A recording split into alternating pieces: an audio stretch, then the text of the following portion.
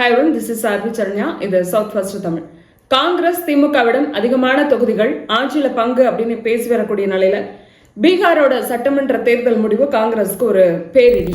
தமிழக சட்டமன்ற தேர்தல் தாங்கள் எதிர்பார்க்கக்கூடிய தொகுதிகளை திமுக தருமா அப்படிங்கிற கவலை காங்கிரஸ்க்கு இருக்கு. காங்கிரஸ்க்கு கூடுதல் தொகுதிகளை தருவதா அப்படிங்கிற கேள்வியோட திமுக இருக்கு. திமுக காங்கிரஸ் கூட்டணியில என்ன நடக்குது இந்த வீடியோல பார்க்கலாம். பீகார் சட்டமன்ற தேர்தலில் ஆர்ஜேடி கூட்டணியில இடம்பெற்ற காங்கிரஸ்க்கு ஆர்ஜேடி 61 தொகுதிகளை ஒதுக்கீடு பண்ணாங்க.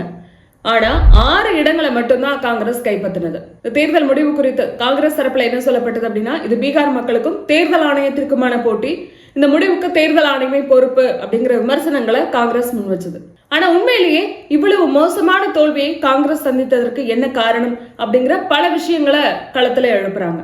காங்கிரஸை பொறுத்த வரைக்கும் ஆர்ஜேடி கிட்ட இருந்து 61 தொகுதிகளை வாங்கினாலும் கூட்டணி ஒருங்கிணைப்பு சரியா இல்ல. அதே போல காங்கிரஸ் தங்களுடைய வேட்பாளர்களை தேர்ந்தெடுக்கிறதுல கவனக்குறைவா இருந்துருச்சு. வாக்கு திருட்டு அப்படிங்கிற பிரச்சனைய பீகார் தேர்தல் களத்துல காங்கிரஸ் திரும்ப முன் வச்சது. ஆனா இந்த பிரச்சனை மக்கள் கிட்ட போய் சேர்ந்துதான். மக்கள் இந்த வாக்கு தீட்டு பிரச்சனையை புரிஞ்சுக்கிட்டு காங்கிரஸ்க்கு வாக்களிக்கலாம் அப்படிங்கிற முடிவுக்கு அவங்க வந்தாங்களா? இந்த பரப்புரைய காங்கிரஸ் சக்சஸ்ஃபுல்லா பண்ணுச்சா அப்படிங்கிறது மிகப்பெரிய கேள்வியா இருக்கு. அடுத்ததான் பீகார்ல கட்சி கட்டமைப்பு ரீதியா காங்கிரஸ் ரொம்ப பலவீனமா இருக்கு அப்படிங்கிற விமர்சனங்களையும் காங்கிரஸ் சந்திக்குது. இந்த பீகார் தேர்தல் முடிவு குறித்து எக்ஸ் தளத்துல ஸ்டாலின் ஒரு பதிவு போட்டிருக்காரு. அப்போ நிதிஷ்குமாரோட வெற்றிக்கு வாழ்த்து சொன்ன ஸ்டாலின் தேஜஸ்வி யாதவோட சோர்வில்லாத பிரச்சாரத்துக்கு பாராட்டுகள் அப்படின்னு சொல்லியிருக்காரு. அப்படி சொன்னவர் இன்னொரு விஷயத்தையும் குறிப்பிட்டிருக்காரு. நம்ம சொல்ல வேண்டிய அரசியல் ரீதியான செய்திகளை மக்கள் கிட்ட தெளிவா கொண்டு போய் சேர்க்கணும். இறுதி வாக்கு பதிவாகும் வரை அர்ப்பணிப்போட தேர்தல் பணியாற்றணும். இது எல்லாம் தான் தேர்தல் முடிவுல பிரதிபலிக்கும் அப்படிங்கிற விஷயத்தை அவர் குறிப்பிட்டிருக்காரு. எனவே மறைமுகமா காங்கிரஸ்க்கு தான் ஸ்டாலின் இந்த செய்தியை சொல்றாரு அப்படிங்கிற கருத்துக்கள் முன்வைக்கப்படுது. 2019 இதே ஆர்ஜேடி கூட்டணியில இருந்த காங்கிரஸ் பிடிவாதமா 70 தொகுதிகளை கேட்டு வாங்கினாங்க. நாங்க உங்களுக்கு 50 தொகுதிகள் தரோம், 55 தொகுதிகள் தரோம் அப்படின்னு ஆர்ஜேடி தரப்புல பேசப்பட்ட நிலையில எங்களுக்கு 70 தொகுதிகள் அப்படிங்கறதுல காங்கிரஸ் ரொம்ப பிடிவாதமா இருந்தது. கடைசியா 70 தொகுதிகள் முடிவானது. ஆனா தேர்தல் முடிவுல காங்கிரஸ்க்கு கிடைத்த தொகுதிகள் அப்படிங்கிறது வெறும் 19 தான். 70 தொகுதிகளை பிடிவாதமா கேட்டு வாங்கிய காங்கிரஸ் 19 இடங்கள்ல மட்டும்தான் வின் பண்ணாங்க. அதே சமயம் தனிப்பெரும் கட்சியா ஆர்ஜேடி உருவெடுத்தது. ஆனாலும் அவங்களால ஆட்சி அமைக்க முடியல. அப்ப காங்கிரஸ்க்கு ஆர்ஜேடி 70 தொகுதிகளை கொடுத்தது ஒரு காரணமா பேசப்பட்டது. இவ்வளவு தொகுதிகளை ஆர்ஜேடி ஒருவேளை காங்கிரஸ்க்கு கொடுக்காம இருந்திருந்தா கடந்த முறை அவங்க ஆட்சி அமைச்சிருக்க கூட வாய்ப்புகள் இருக்கு அப்படின்னு பேசப்பட்டது. எனவே காங்கிரஸ் எப்படி டீல் பண்ணணும் அப்படிங்கறத இந்த பீகார் தேர்தல் முடிவை வச்சு ஒவ்வொரு மாநிலமும் கத்துக்கணும், ஒவ்வொரு மாநில கட்சிகளும் இதை பார்த்து கத்துக்கணும் அப்படிங்கிற விமர்சனங்கள் அப்பவே முன்வைக்கப்பட்டது. இந்த நிலையில 2021 சட்டமன்ற தேர்தல எங்களுக்கு 40 தொகுதிகள் கொடுங்க, 2016 எங்களுக்கு 41 தொகுதிகள் கொடுத்தீங்க, அதே தொகுதிகள் எங்களுக்கு வேணும் அப்படின்னு சொல்லி திமுக கிட்ட காங்கிரஸ் பேச்சுவார்த்தையை ஆரம்பிச்சது. ஆனா திமுக தரப்புல 18 தொகுதியில இருந்து பேச்சுவார்த்தையை ஆரம்பிச்சாங்க. 18 தொகுதிகள் 20 தொகுதிகள் அப்படின்னு சொல்லி இந்த பேச்சுவார்த்தை ஒரு நீண்ட இழுபறியாவே இருந்தது. கடைசியில 25 தொகுதிகள் அப்படிங்கிறது இறுதியானது.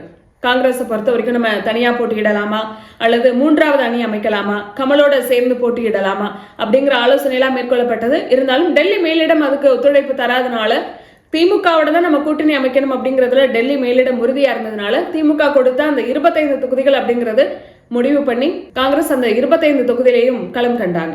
2011 திமுக கிட்ட இருந்து 63 தொகுதிகள் வாங்கி 5 தொகுதிகளை வெற்றி பெற்ற காங்கிரஸ் 2016 அதை விட குறைவா 41 தொகுதிகள் வாங்கி 8 தொகுதிகளை கைப்பற்றின காங்கிரஸ் 2021 அதை விட மிக குறைவா 25 தொகுதிகளை வாங்கி வெற்றி பெற்றாங்க. 25 தொகுதிகளை வாங்கி 2011-16 விட அதிகமான தொகுதிகள்ல ஸ்கோர் பண்ணியிருந்தாங்க. எனவே இந்த முறை எங்களுக்கு அதிகமான தொகுதிகள் வேணும் அப்படிங்கிறது காங்கிரஸோட ஒரு எண்ணமா இருக்கு. அது மட்டும் இல்ல, நாங்க ஆட்சியிலேயே பங்கு கேட்போம், அதிகாரத்துல பங்கு கேட்போம் அப்படிங்கறத காங்கிரஸ் தொடர்ந்து முன் வச்சுட்டே இருக்கு. குறிப்பா காங்கிரஸ்ல இருக்கக்கூடிய ஒரு பிரிவினர் திமுகவை அதிகமா விமர்சனம் பண்றதும், எங்களோட கூட்டணி இல்ல அப்படின்னா நீங்க முன்னாள் முதலமைச்சர் ஆயிடுவீங்க அப்படின்னு மறைமுகமா ஸ்டாலினுக்கு எச்சரிக்கை விடுப்பதும், இப்படியான விஷயங்களை காங்கிரஸ்ல இருக்கக்கூடிய ஒரு பிரிவினர் பண்றாங்க. அதே சமயம் இந்த பிரிவினர் தாவேகாவுக்கு ஆதரவா பேசுவதையும் விஜய்க்கு ஆதரவா பேசுவதையும் பார்க்க முடியுது. எனவே சமீப நாட்களா வரக்கூடிய ஒரு முக்கியமான செய்தி, தாவேகா காங்கிரஸ் கூட்டணி பேச்சுவார்த்தை ஆரம்பமாயிருக்கு. தாவேகா தரப்பை பொறுத்த வரைக்கும் காங்கிரஸ் கூட்டணியை ரொம்ப விரும்புறாங்க.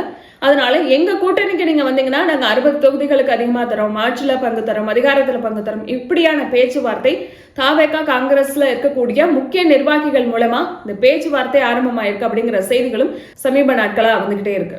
ஆனா திமுக ஆதரவாளர்களை பொறுத்த வரைக்கும் பீகார்ல என்ன விமர்சனங்கள் காங்கிரஸ் மீது முன்வைக்கப்படுதோ, அதாவது அடிப்படை கட்டமைப்பு இவங்களுக்கு ரொம்ப வீக்கா இருக்கு, வேட்பாளர்களை தேர்ந்தெடுக்கிறதுல இவங்க கவனமா இல்ல, இவங்களுடைய பிரச்சாரம் மக்கள் மத்தியில போய் சேரல, கூட்டணியோட ஒத்துழைப்புல, இப்படியான விமர்சனங்கள் காங்கிரஸ் மேல முன்வைக்கப்படுது. இந்த அத்தனை விமர்சனங்களும் இங்கேயும் இருக்கு. உட்கட்சி பூசல்ங்கிறது இங்கேயும் இருக்கு.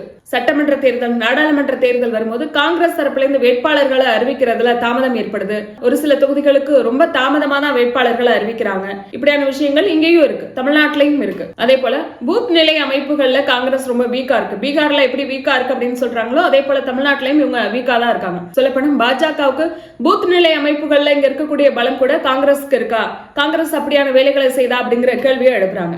எனவேதான் கடந்த சட்டமன்ற தேர்தலுக்கு முன்பே திமுக இருக்கக்கூடிய அமைச்சர்கள் ஒரு சிலர், மூத்த அமைச்சர்கள் ஒரு சிலர் காங்கிரஸ் மேல விமர்சனங்களை முன் வச்சாங்க. குறிப்பா KN நேரு பேசும்போது காங்கிரஸ்க்கு நாங்க ஏன் இன்னும் பல்லக்கு தூக்கணும் அப்படின்னு பேசியிருந்தாரு. துரைமுருகன் பேசும்போது உங்களுக்கு கூட்டணி பிடிக்கல அப்படின்னா நீங்க கூட்டணியை விட்டு வெளியேறணும் அப்படின்னா தாராளமா வெளியில போலாம், எங்களுக்கு இழப்பு ஒண்ணும் இல்லை அப்படின்னு துரைமுருகன் பேசியிருந்தார். 2021 சட்டமன்ற தேர்தல் வரைக்கும் திமுக காங்கிரஸ் கூட்டணி இருக்குமா அப்படிங்கிற கேள்வி எல்லாம் அப்ப முன்வைக்கப்பட்டது. அதுக்கப்புறம் தான் 25 தொகுதிகள் அப்படிங்கிறது இறுதியா முடிவாகி இந்த கூட்டணி தொடர்ந்துகிட்டே இருக்கு. இப்படிப்பட்ட நிலையில மீண்டும் அதே நிலையில தான் காங்கிரஸ் இருக்கு அப்படிங்கும் போது இவங்க திரும்ப ஆட்சியில பங்கு, அதிகாரத்துல பங்கு, அதிகமான இடங்கள் அப்படின்னு கேட்கிறாங்களே தவிர தங்களுடைய தவறுகளை திருத்திக்க மாட்டேங்கிறாங்க அப்படிங்கிற விமர்சனம் காங்கிரஸ் மேல முன்வைக்கப்படுது. எனவே காங்கிரஸ் மேல இருக்கக்கூடிய இந்த விமர்சனங்கள், இந்த பார்வை மட்டும் வச்சு திமுக காங்கிரஸ் ஒதுக்கிடுமா, காங்கிரஸை விட்டு திமுக விலகிடுமா அப்படின்னு கேட்டா கிடையாது.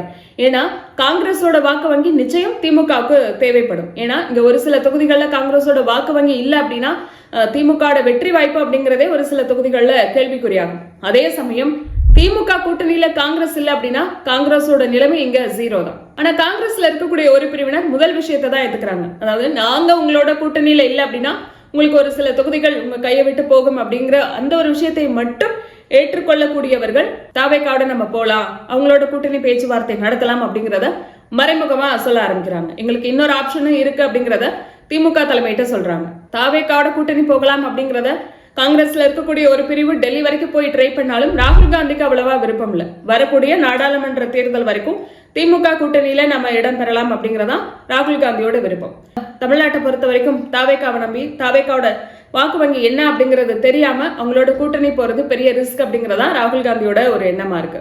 ஆனாலும் இந்த முறை சீட்டை அதிகப்படுத்தணும் அப்படிங்கிற எண்ணம் காங்கிரஸ்க்கு இருக்கிறதுனால தாவேக்காவை ஒரு ஆப்ஷனா பாக்குறாங்க. இந்த நிலையில தான் பீகார் தேர்தல் முடிவு காங்கிரஸ்க்கு ஒரு பயத்தை உண்டு பண்ணிருக்கு. காங்கிரஸ் பொறுத்த வரைக்கும் 40 தொகுதிகளுக்கு மேல திமுக கிட்ட எதிர்பார்க்கிறாங்க. ஆனா அவ்வளவு தொகுதிகளை திமுக கொடுக்குமா, அந்த அக்னி பரீட்சைக்கு திமுக தயாரா இருக்குமா அப்படிங்கறதெல்லாம் ஒரு கேள்விதான். ஏன்னா திமுக கூட்டணியில இருக்கக்கூடிய மற்ற கட்சிகளும் அதிகமான தொகுதிகளை கேட்டு டிமாண்ட் பண்றாங்க. அப்படிங்கும் போது காங்கிரஸ்க்கு அதிகமான தொகுதிகளை திமுக கொடுக்க வாய்ப்பு இல்லை. எனவே 2026 சட்டமன்ற தேர்தலில் காங்கிரஸ்க்கு எவ்வளவு தொகுதிகள் கொடுக்கலாம் அப்படிங்கிற முடிவை திமுக இப்பவே எடுத்திருந்தாலும் ஆச்சரியப்படுறதுக்கு இல்லை. இதை பத்தி உங்களோட கருத்து என்ன அப்படிங்கறத கமெண்ட்ல பதிவு பண்ணுங்க. மறக்காம சப்ஸ்கிரைப் பண்ணுங்க.